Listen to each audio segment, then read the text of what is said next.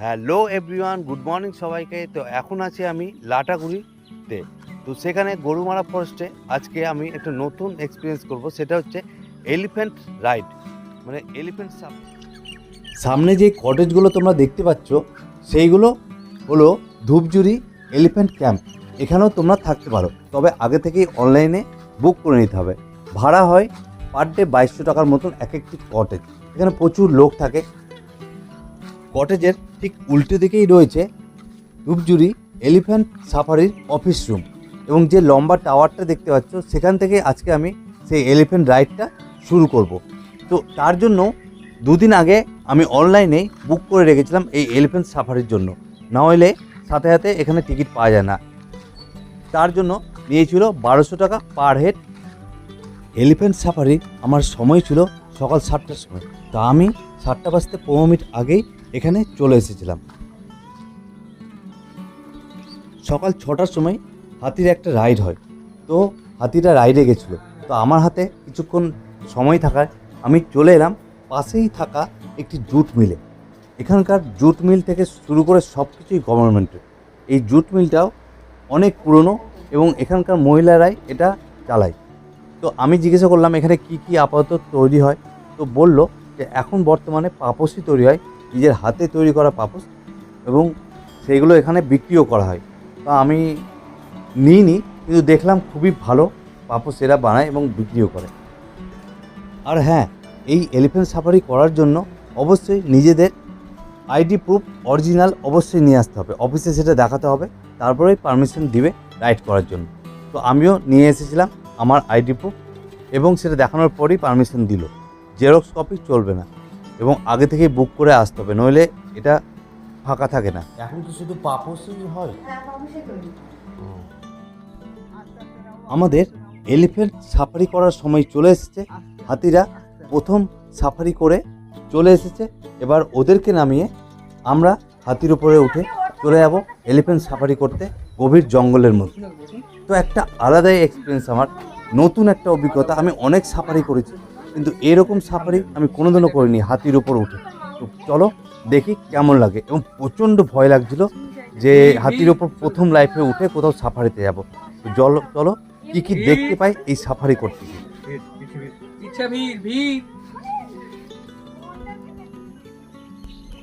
আমাদের সাথে ছিল 3টে হাতি। তো 3টে হাতি একসাথে শুরু করলো জঙ্গল সাফারির জন্য। তো প্রত্যেকটা হাতিতে 2টো করে ট্যুরিস্ট নেওয়া হচ্ছিল। আমি ছিলাম, এবং আমার সঙ্গে একটা ভদ্রলোকও ছিল। আমার ফ্যামিলির লোক কেউ যায়নি, সবাই হাতিতে উঠতে ভয় পায়। আমি শুধু একাই গেছিলাম। তো শুরু করলাম জঙ্গল সাফারি হাতির ওপর উঠে। তো একটা নতুন অভিজ্ঞতা। তো চলো তোমাদের সঙ্গে সেটা শেয়ার করি, এবং তোমাদেরকেও দেখাই এই সাফারিতে কি কি আমি দেখতে পেয়েছি। আমাদের হাতিটার বয়স ছিল 30 বছর, এবং সামনে যে 2 হাতিটা ছিল তাদের বয়স ছিল 20 বছর। তো বয়স বেশি থাকার কারণে আমাদের হাতিটা ওদের 2টো হাতির থেকে সবসময় পিছনেই ছিল, অনেকটা আস্তে আস্তেই যাচ্ছিল। হাতিগুলো আমাদের নিয়ে চলে এলো তিস্তা নদীর ওখানে। নদীতে কিছুটা জল খেয়ে আবার রওনা দেবে হাতিগুলো। নদীর ওপরে আমাদেরকে নিয়ে যাবে, এবং নদীর ওপরে আরও অনেক কিছু দেখার মতো জিনিস আছে, সেইগুলো আমাদেরকে দেখাবে।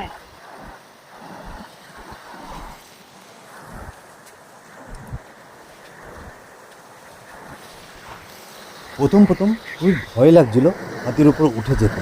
মনে হচ্ছিল উটের উপরে উঠে যাচ্ছি। আগেও উটের উপর উঠেছি, সেই অভিজ্ঞতা আর এই অভিজ্ঞতার মধ্যে অনেক পার্থক্য থাকলেও মনে হচ্ছে উটের উপর বসে আছি। আমাদের সাথে যেই হাতিগুলো ছিল তারা ছিল মেয়ে হাতি। ওদের কাছ থেকে জানতে পারলাম ছেলে হাতিরা একটু বেশি অ্যাগ্রেসিভ হয়, ওরা একটু বেশি রাগী হয়, তাই মেয়ে হাতিদেরকে দিয়ে এই সাফারিগুলো করানো হয়। তো আমাদের হাতিগুলো খুব কথা শুনছিল, যা বলছিল ওদের ভাষায় সব শুনছিল, এবং ওরা খুব বুদ্ধিমান হয়। যেহেতু ওদের উপর কেউ বসে আছে, তাই খুব সাবধানভাবে ওরা নিচুতে যেত, উপরে যেত, নদীতে যেত।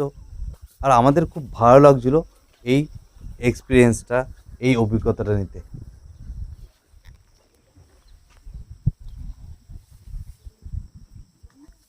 বনের মধ্যে প্রবেশ করতে আমরা দেখতে পেলাম প্রচুর ময়ূর উড়ে উড়ে যাচ্ছে। সেই ময়ূরগুলো প্রচুর চোখে পড়লো সেই ময়ূর, এবং দেখতে পেলাম ছোট ছোট হরিণ। সেই হরিণগুলোকে বলা হচ্ছে সোনার হরিণ। রাজারা নাকি এইসব হরিণ আগে শিকার করতো, একদম ছাগলের বাচ্চার মতন ছোট ছোট হরিণ। তারপর সামনে আগিয়ে গিয়ে দেখি যে দুটো গন্ডার আমাদের দিকে চেয়ে বসে আছে।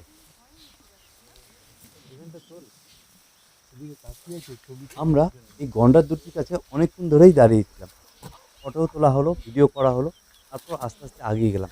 খুব ভাগ্য ভালো থাকলেই এইসব জিনিস দেখা যায়। চলো আরও দেখতে পাই তোমাদেরকে সেগুলো দেখা। আরও কিছুটা এগিয়ে গিয়ে দেখি একটা ছোট্ট পুকুরে 5টা গন্ডার ছিল।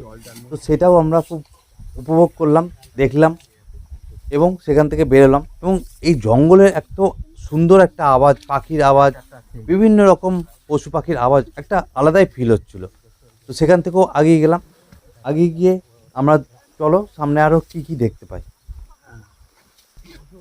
এরপর আমাদের চোখে পড়লো এক দল হরিণ, বিশাল বড় বড় হরিণ, এবং এই হাতিদেরকে দেখে হরিণগুলো সেই পালিয়ে যাচ্ছিল।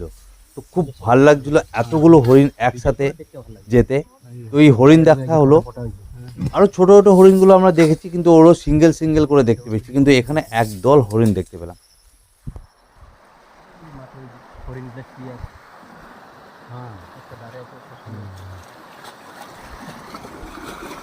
হাতিরা আবার সেই তিস্তা নদী পার করে আমাদেরকে ওপারে নিয়ে যাবে। এবার আমরা সেই জঙ্গলের মধ্যে দিয়ে আগিয়ে যাব সেই ধূপঝুরি ক্যাম্পের ওখানে।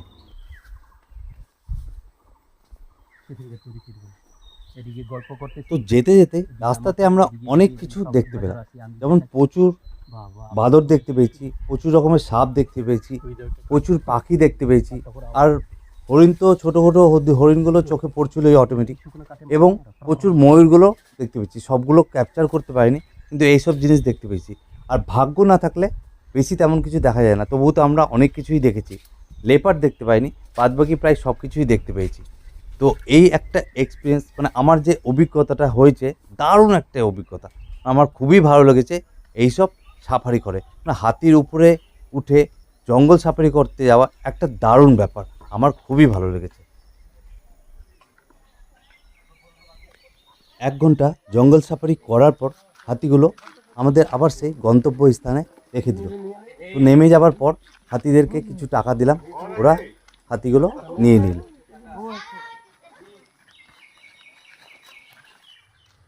তো বলো বন্ধুরা, তোমাদের এই ভিডিওটা কেমন লাগলো? তো আজকে আমার মর্নিংটা এত সুন্দর কাটলো, ভাবতে পারিনি যে এইভাবে কাটবে। আজকে সব দেখতে পেয়েছি আমি, তোমাদেরকেও দেখেছি। তো তোমাদের যদি ভিডিওটা ভালো লাগে তো অবশ্যই লাইক, শেয়ার এবং কমেন্ট করিও। আর যারা যারা এই এলিফ্যান্ট সাফারি করেছো তারা অবশ্যই কমেন্ট করিও। আর আজকে এই জায়গাতে মূর্তিতে এলে অবশ্যই এই এলিফ্যান্ট সাফারিটা তোমরা অবশ্যই করিও। তো চলো নেক্সট ব্লগে আবার দেখা হচ্ছে।